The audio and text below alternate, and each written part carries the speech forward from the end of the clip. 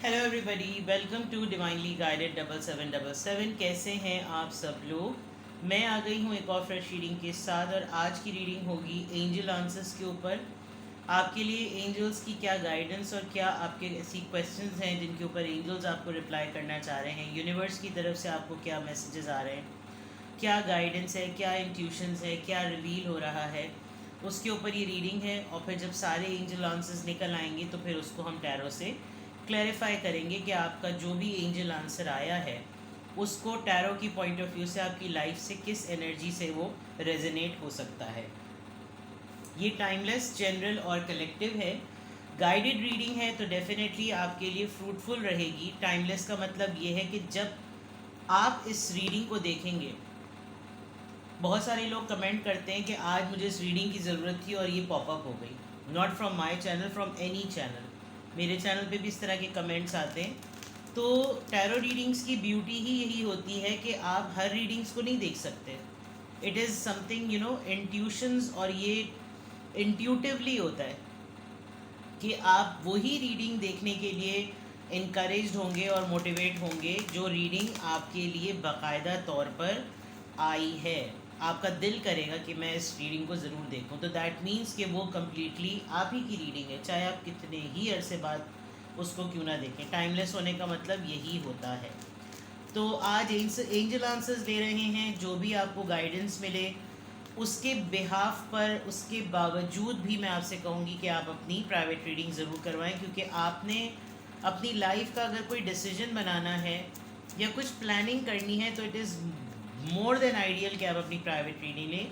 General reading से आपको एक हद तक क्लैरिटी मिल सकती है कि ओके फ़ाइन, अगर मेरी लाइफ में ये सिचुएशन चल रही तो मुझे इसको इस तरीके से प्रोसेस में करूँ तो शायद मैं उस तरह से उस गोल को अचीव कर सकता हूँ या कर सकती हूँ। वहाँ तक तो बिल्कुल ठीक है। लेकिन apart from any area of your life, आपको कोई डिसीजन बनाना है, कोई फाइनल डेस्टिनेशन तक पहुंचना है, गेट योर प्राइवेट रीडिंग। ठीक है, मुझसे किसी और से कभी भी, बट प्राइवेट रीडिंग ज़रूर लें। और जनरल रीडिंग तो बहरहाल है ही है। डिस्क्रिप्शन बॉक्स में सारी डिटेल्स मौजूद हैं, तो आप कांटेक्ट कर सकते हैं। और यहाँ से देखते हैं जनाब, स्टार्ट करते हैं कि आपके लिए एंजल आंसर्स क्या आ रहे हैं। क्या एंजल आंसर्स हैं। Number 1, within the next few weeks. अब within the next few weeks में अगर मैं आपको कहूँ तो यहाँ पर बहुत सारी चीज़ें with in the next few weeks हैं। मुझे इस कार्ड को देखकर जो नज़र आ रहा है, कोई पेरेंट, आप एज अ पेरेंट या आपके पेरेंट या आपके सर्कल में कोई ऐसे पेरेंट होंगे, they will hand over their child to the world. For example, बाज़ दफ़ा लोग बहुत मुश्किल से अपने बच्चों को अपने आप से डिटैच करते हैं, तो एक ऐसी सिचुएशन भी आ सकती है। आप अपने बच्चे को किसी स्पिरिचुअल लेसन या स्पिरिचुअल टीचिंग के लिए इनरोल करेंगे, जैसे मदरसे में या किसी आलमा कोर्स में, या ख़ुद आप कहीं इनरोल होंगे, कोई ऐसी भी पॉसिबिलिटी नज़र आ रही है। But anything is related to the sacred activity, ठीक है ना। कोई महज़्ज़ब सी, बहुत ही रिलीजियस सी एक्सरसाइज में कुछ नेक्स्ट फ्यू डेज़ में, next within the next few weeks, कुछ हफ्तों में ऐसी चीज़ ज़रूर होगी। ठीक है, आस्क योर एंजल्स, वहाँ एंजल्स गाइड कर रहे हैं। And ask your angels. कभी कभार इंसान की साइकिक एबिलिटी बहुत एक्टिव हो जाती है, उसको बहुत सारी चीज़ें, सिंक्रोनिसिटीज़ नज़र आने लगती हैं, एंजल नंबर्स नज़र आने लगते हैं, डेजा वूज बहुत ज़्यादा होने लगते हैं। नींद में सोते सोते एक पर्टिकुलर टाइम पर आपकी आँख खुल जाती है। लोग इन बातों को ध्यान नहीं देते, लेकिन ये कुछ ऐसी बातें हैं जिन पर अगर आपको ध्यान दें तो इसका मतलब आपके एंजल्स आपसे बात करना चाह रहे हैं। अब ये आपकी कमअक्ली और आपकी बदकिस्मती है कि आप अपने आप को हायर सेल्फ से कनेक्ट नहीं कर रहे हैं। यहाँ पर आ रहा है कि ask your angels, your spirit guides. ठीक है, मैं इसको क्लैरिफाई भी करूँगी, लेकिन जो मुझे जिस एंजल नंबर से, जिस एंजल आंसर से जो नज़र आएगा, मैं वहाँ पर आपको गाइडेंस भी उसी तरह से दूँगी। ठीक है, कॉम्प्रोमाइज़, कोई ऐसा डिसीजन जिसमें बैलेंस की ज़रूरत है, कोई ऐसा डिसीजन जिसके अंदर एक पलड़ा आपका है, एक दूसरे का है, कोई ऐसा समझौता जिसके अंदर आपकी हो सकता है 80% आपकी हो, लेकिन वो 20% आपके लिए मानना, समझौता करना मुश्किल है। लेकिन इस वक्त इस सिचुएशन में वक्त का तकाजा, हालात का तकाजा ये है कि आप कॉम्प्रोमाइज़ करें। आपने कोई ऐसी बाउंड्री सेट की है कि अगले को कॉम्प्रोमाइज़ करना पड़ रहा है, या अगले ने ऐसी कंडीशन सेट कर दी है कि आपको कॉम्प्रोमाइज़ करना पड़े। ठीक है, angel answers please guide me. It's a big no. जो भी अभी क्वेश्चन आपके माइंड में आया है, इट्स अ बिग नो। इसको मैं लिटरली टैरो कार्ड से क्लैरिफाई करूँगी कि ये बिग नो किसके लिए आया है। ठीक है, because no can be no in positive way as well, and no can be in a negative form. Not the right time, यानी कि ऐसा लग रहा है कि जो अब जो सिचुएशन आने वाली है सारी नेगेटिव ही आएगी। नॉट द राइट टाइम, अभी ये वक्त सही नहीं है। क्या मामला है, क्या फ़ैसला है, क्या चीज़ है, क्या प्लानिंग है, रिमेन पॉजिटिव। चीज़ें आपके फेवर में ना हो रही हों, चीज़ें आपके गाइडलाइन में ना हो रही हों, आपके अकॉर्डिंगली ना हो रही हों, आपको इंडिकेशन की ज़रूरत है। आप इंडिकेशन का वेट करें, साइन का वेट करें, डिवाइन टाइम का वेट करें। आप देख सकते हैं ना, डिवाइन टाइम। मुझे स्ट्रांगली ऐसा लग रहा है कि आप ध्यान ही नहीं दे रहे हैं। अगर आपकी साइकिक एबिलिटी स्ट्रांग है, आप अपनी हायर सेल्फ को एक्टिवेट करना चाह रहे हैं, कर सकते हैं मैं ये कहूँगी, लेकिन आप इस तरफ जा ही नहीं रहे। आप इस तरफ देख ही नहीं रहे कि आपकी ये एबिलिटी जो है ना इस वक्त अवेकनिंग के मोड में है।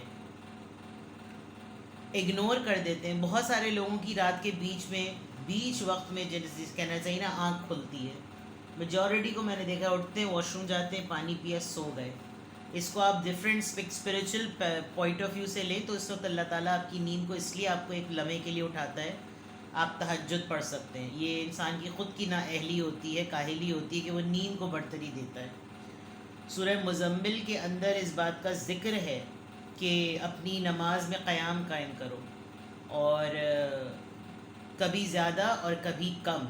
तो यानी कि रात का वो पहर जिसके अंदर इंसान उठ सकता है, अपनी नींद पे कॉम्प्रोमाइज़ कर सकता है, डिपेंडिंग ऑन द फैक्ट कि रात की जो इबादत है वो भी जवान उम्र में, वो आपको इन तमाम साइकिक एबिलिटीज़ को ना, ये जो वक्त उम्र होती है ना, क्योंकि इस वक्त इस उम्र में कोई भी जो है ना वो रिलीजियस नहीं होता। हर किसी को मज़हब जो है वो बुढ़ापे में याद आता है कि नया नया मुल्ला अल्लाह ही अल्लाह, या फिर 900 चूहे खा के बिल्ली हज को चली।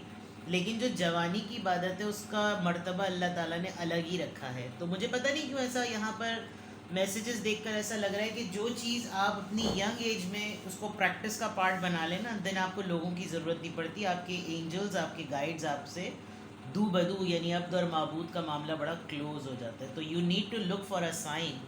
अगर आप ऐसे साइंस को इग्नोर कर रहे हैं, it's a high time for you कि फिर आप अपनी इंट्यूशंस पे कभी भी काम नहीं कर सकेंगे।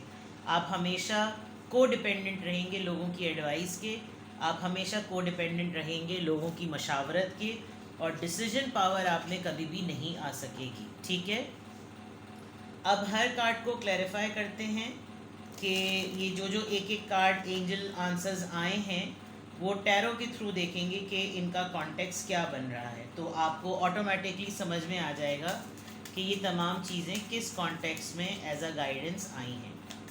सबसे पहले चेक करते हैं with in the next few days. इस कार्ड के अकॉर्डिंग जो मैंने इस इमेज को देखकर प्रेडिक्ट किया वो क्या है, और टैरो के थ्रू क्या पता चल रहा है। With in the next few weeks, with in the next few weeks 8 of pentacles. मेहनत, किसी प्रोजेक्ट पर आप काम करेंगे, आपको कुछ चीज़ें फ़िक्स करने की ज़रूरत है। कामों को इनकम्प्लीट मत कीजिए, कामों को एक काम कीजिए, one task at a time, and one thing at a time, one step at a time, और उसको बिल्कुल परफेक्टली फिनेस करके ही उसको कंप्लीट करके प्रोजेक्शन पर लेकर आएँ। तो नेक्स्ट फ्यू डेज़ तक, नेक्स्ट फ्यू वीक्स में ऐसा हो सकता है कि अगर आप वर्किंग पर्सन हैं तो आपके काम में ज़्यादा इजाफा होगा, आप ज़्यादा काम करेंगे, और चीज़ों को आपको फ़िक्स करने की बहुत ज़रूरत होगी। कुछ रिलेटिव्स के थ्रू, कुछ सोशल वर्क के थ्रू, कुछ कॉलीग्स के थ्रू, कुछ फैमिली मेम्बर्स के थ्रू आपसे बड़ा काम कोई लिया जाएगा, और वो फिक्सिंग के पॉइंट ऑफ व्यू से होगा, फिक्सचर्स की तरह। ठीक है, आस्क योर एंजल्स, क्या ऐसी चीज़ है जो आपको एंजल से पूछनी है।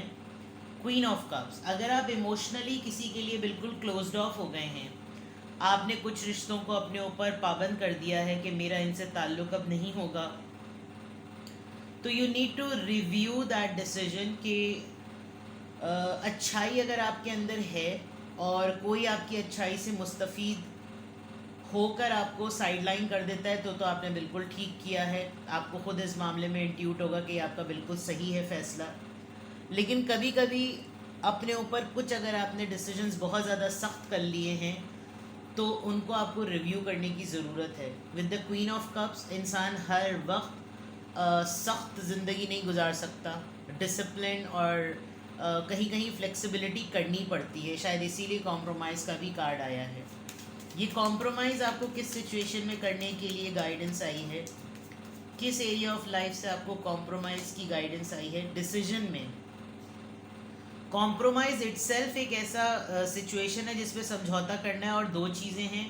और यहाँ पर 2 ऑफ सोर्ड्स आया है, लिब्रा जेमिनी एक्वेरियस, यानी कि आप ऑलरेडी एक सिचुएशन में स्टक हैं और आप उसका फ़ैसला नहीं कर पा रहे कि आपको करना क्या है। तो उसका बेस्ट हल यही है कि अगर आपकी ईगो क्लैश कर रही है तो फिर आप समझौता कर लें, और अगर आपकी ईगो क्लैश नहीं कर रही और आप एक कंफ्यूज माइंड में हैं तो बेहतर है कि मेजॉरिटी को अपनी सह को रखकर आप जो अगले की परसेंटेज कम है उस पर आप कॉम्प्रोमाइज़ कर लें, क्योंकि इसमें फिर आप पीस में आ जाएंगे। अगर समझौता नहीं करेंगे तो ये आपका कंफ्यूज माइंडसेट आपको परेशान रखेगा। What is this big no, मुझे इस बिग नो का जो है ना कोई कॉन्टेक्स्ट नहीं समझ में आ रहा, तो मैं देखती हूँ कि ये नो आपके लिए क्यों आया है। Why is this no here. 6 of pentacles, कुछ लोगों को अगर आप आंख बंद करके फाइनेंशियली सपोर्ट करते हैं वहाँ हाथ रोक लीजिए, इन्वेस्टिगेट करने की ज़रूरत है। कुछ ऐसे रिश्तों के लिए अगर आप हर वक्त अवेलेबल हैं जो आपकी वर्थ को इम्पोर्टेंस नहीं समझते, रुक जाइए। Ask your angel and queen of cups, cancer, Scorpio, Pisces, taurus, Virgo, Capricorn. आंख बंद करके चैरिटी करने की ज़रूरत नहीं है, बिकॉज चैरिटी का अमाउंट किसी डिज़र्विंग को मिले वो बेटर चैरिटी है कुछ कि आप किसी एक पर्सन के इन्फ्लुएंस में आकर वो चैरिटी करें। तो 6 ऑफ पेंटिकल्स में इक्वल गिव एंड टेक अगर नहीं है तो it is a big no for you in terms of finance, रिश्ते, मोहब्बत, टर्म्स, वर्क, सब चीज़ें। ठीक है, एक सेलेक्टेड ग्रुप है अगर आपका जिनको आप वेलफेयर या चैरिटी करते हैं तो you need to explore more. दुनिया में बहुत सारे लोग हैं जिनको मदद की और मोहब्बत की और ज़रूर पैसों की ज़रूरत होती है। नॉट द राइट टाइम, ये कौन सी सिचुएशन है जिसमें अभी राइट टाइम नहीं है। Let's see, not the right time. Night of cups, अगर कोई ऐसा पर्सन सडनली आपकी तरफ किसी प्रपोजल को या किसी माफ़ी को लेकर आ रहा है तो गलती के फ़ौरन बाद एकदम से माफ़ ना करें, वरना ये पर्सन आपसे टर्म्स सेट करने की कोशिश कर रहा है। अपनी गलती को सुधारने का टाइम इसको नहीं मिल रहा। किसी ने गलती की है, आपको तकलीफ़ पहुंचाई है, आपको रिग्रेट में डाला है। इवन अगर कोई आपको कुछ ऑफ़र भी करना चाह रहा है तो इमीडिएटली रिस्पॉन्ड करके उस मामले को रफ़ा दफ़ा ना करें। Give maximum time to that situation. और अभी इस वक्त तो किसी का प्रपोज़ल, कोई ऑफ़र, कोई माफ़ी तलाफ़ी बिल्कुल भी एक्सेप्ट ना करें, क्योंकि अगर अभी आपने इस चीज़ को टाइम नहीं दिया तो हो सकता है ये सिचुएशन थोड़ी सी बिगड़ जाए। रिमेन पॉजिटिव, कौन से एरिया ऑफ लाइफ ऐसा है जिसमें आपको पॉजिटिव रहने की ज़रूरत है।